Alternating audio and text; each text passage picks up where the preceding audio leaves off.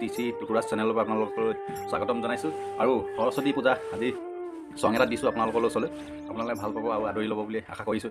মোৰ ফালৰ পৰা আন্তৰিক আপোনালোকক বহুত আশীৰ্বাদ দিছোঁ। পঢ়া শুনাৰ ল'ৰা ছোৱালীৰ কাৰণে সৰস্বতী মা অতি গুৰুত্বপূৰ্ণ, সকলোৱে যে সেৱা জনায় তাকে মই চংটো আপোনালোকলৈ দিছোঁ। আৰু কালিলৈ সৰস্বতী পূজা সকলো সৰস্বতী বা মণ্ডপত এই চংটো যে বাজে তাই আপোনালোকক আশা কৰিছোঁ চংটো আপোনালোকে ধুনীয়াকৈ আদৰি ল'ব বুলি।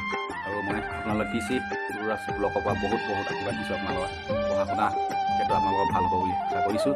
আৰু সৰস্বতী মা জয়, সৰস্বতী মা ইমানতে সামৰণি মাৰিছোঁ। জয় আই অসম।